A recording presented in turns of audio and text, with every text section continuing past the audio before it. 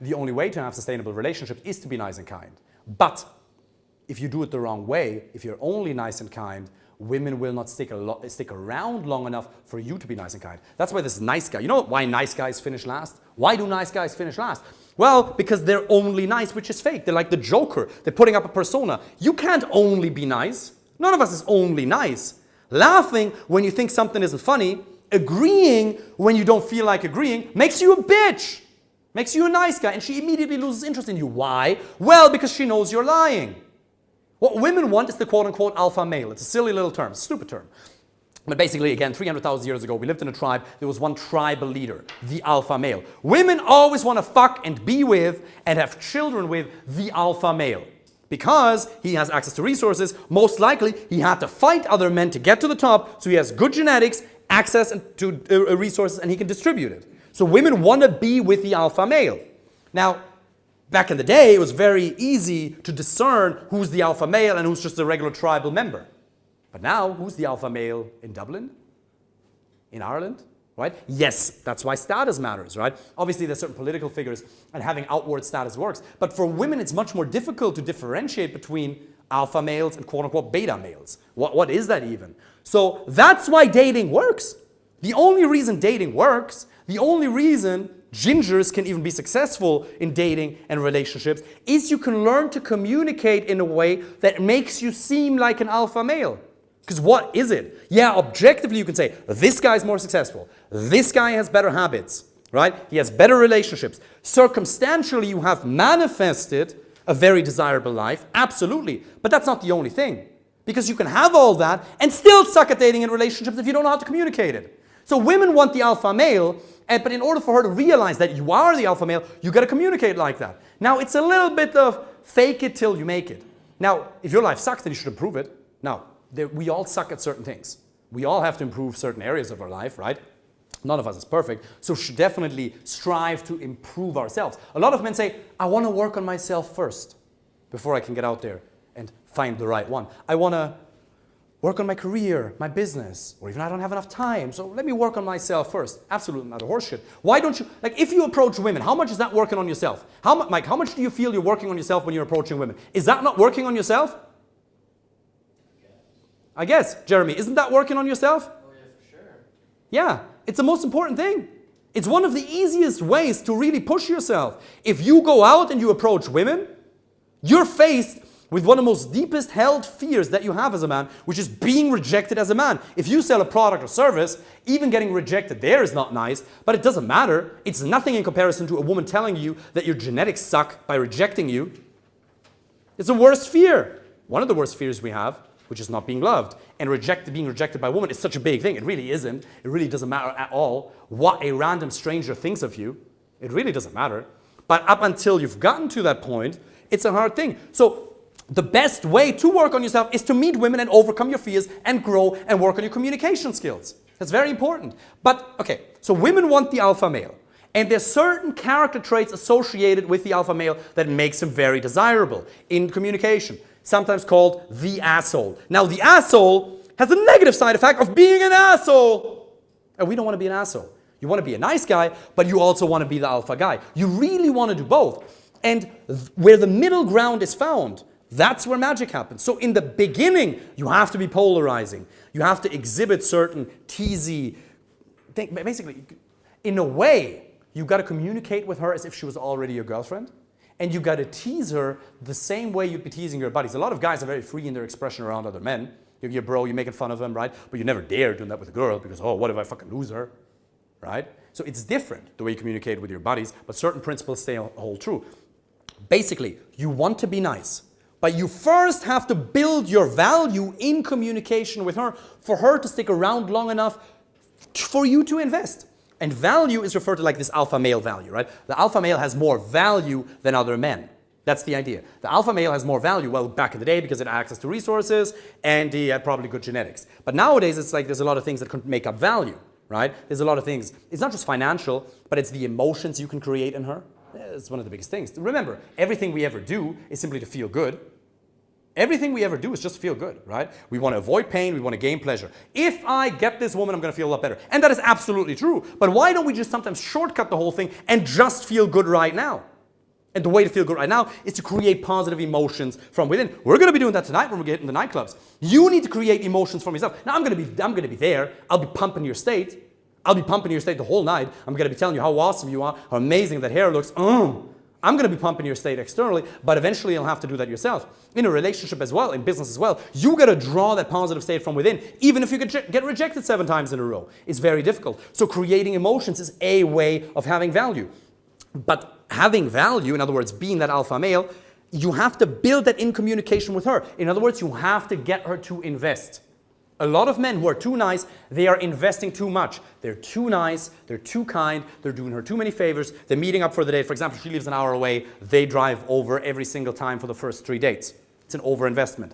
And that's the fucked up thing. We as men, we really want to invest. We really do. But if we don't give her space to invest, she's not going to like us. And giving her chances to invest, we've spoken about that, right? If you want to fly a girl in, you're on dating apps, you're matching with her, she lives a couple 100 kilometers or thousands of kilometers away, you want to fly her in for a weekend, okay. Then you can pay for the flight, or you can pay for the expenses and she's going to pay for the flight, right? Or you get her to pay a little bit. She has to have some skin in the game, she has to have some degree of investment, because otherwise she won't value you. I told the story so many times. Do you know how many people have tried to help? Friends of mine, for free, that don't give a fuck, that don't really appreciate it? Some do. Some don't. Some a little bit. Not as much as I'd like, right? Like my clients, they pay a shit ton of money. They pay a lot of money. And so a lot of my friends, just because I've known them for a really long time, they're getting it for free. But they don't take it serious because they haven't invested enough.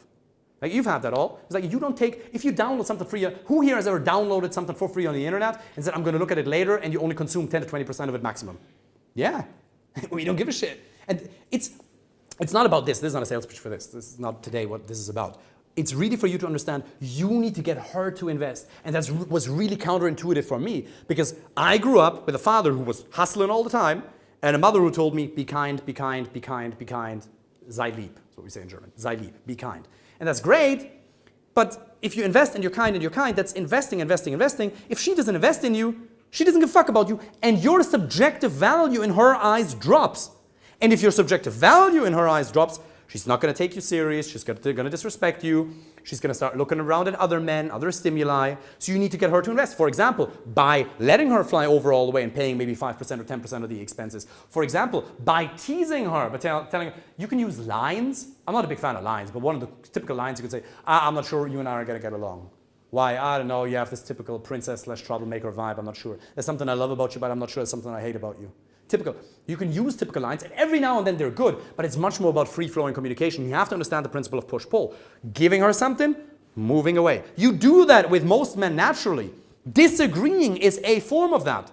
If you disagree with her, if she tells you, oh, I love cooking, I fucking hate it.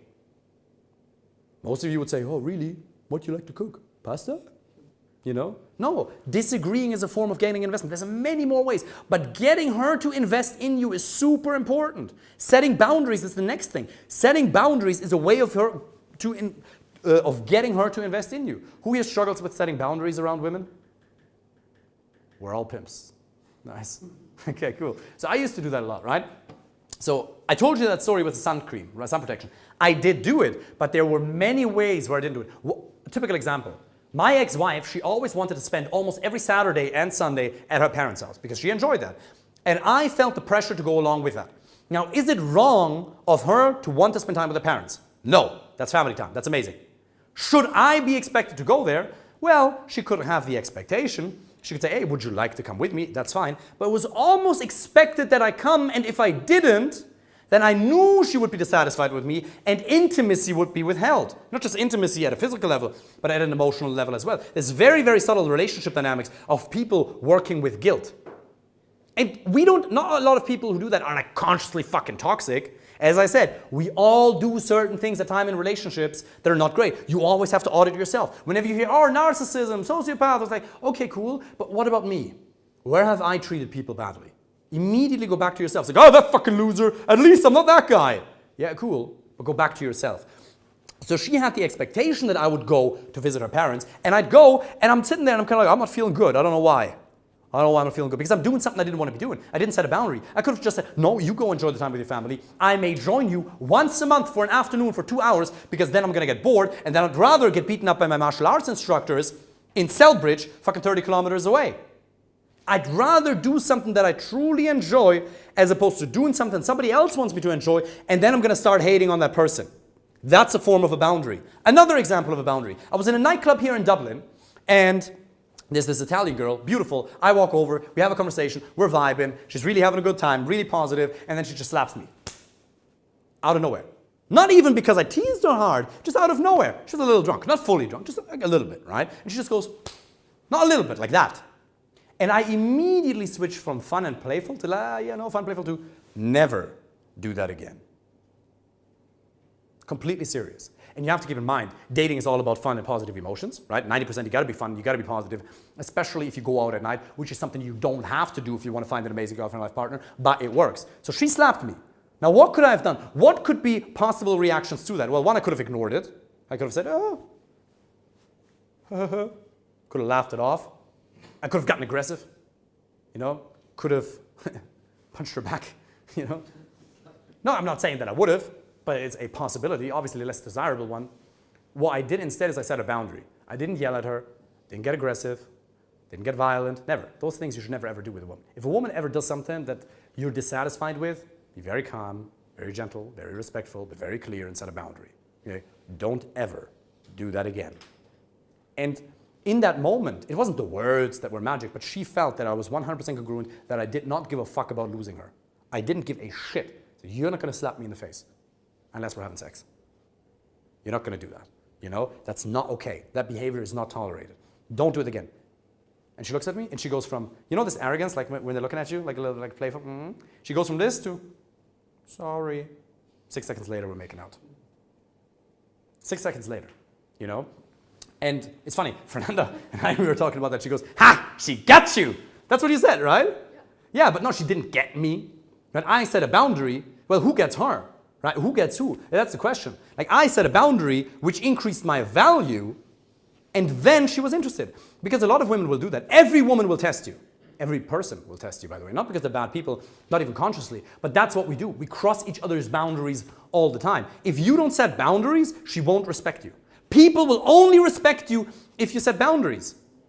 It's little examples. Like our friend here, he just yawned, which is completely fine, which happens. But if I hadn't said anything, it created something in me. And I'm going to tell you, years ago, I wouldn't have said anything. Like with my ex-wife, I wouldn't have said anything. I would have just gone along with it. You're just like, I don't want to say anything. I don't want to upset the person. I don't want to be not nice. I want to be nice.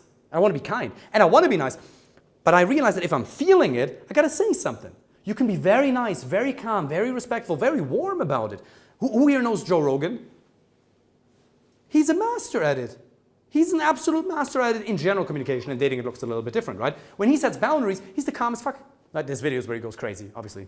But he's very calm, he's like, hey bro, no, I'd rather you don't do this. If you are harsh in the consequences, you can be very kind in the delivery, right? If your consequences are very strict, you can be very calm and warm in the actual delivery of the boundary. You don't have to be violent, you don't have to be aggressive, you don't have to get loud. I get loud because I like that. It's a natural form of who I am, right? It's passion. But when you're talking to a woman, you got to be very calm, but you got to set those boundaries. If you don't set boundaries, she won't even recognize you as a man. A man has to set boundaries, right? Everybody's going to overstep your boundaries at some point. You're going to say, that wasn't okay. And you're going to overstep boundaries. I've done that plenty of times. You're going to keep doing it for the rest of your life. You're going to keep making mistakes. Obviously, try to not make the same mistake twice. Everybody's going to create boundaries. But if you don't say that, if something bothers you, you should say it. Say it nicely, because otherwise the person is going to be like, if you react too harshly, that's not going to be nice. And then the person, might have a negative reaction to the way you set the boundary, even though the boundary was completely justified, So, going back to social connections, most important thing. Be nice, be kind, invest, but earn the right to invest, as paradoxical as it sounds, by giving her chances to invest in you, as well as by setting boundaries.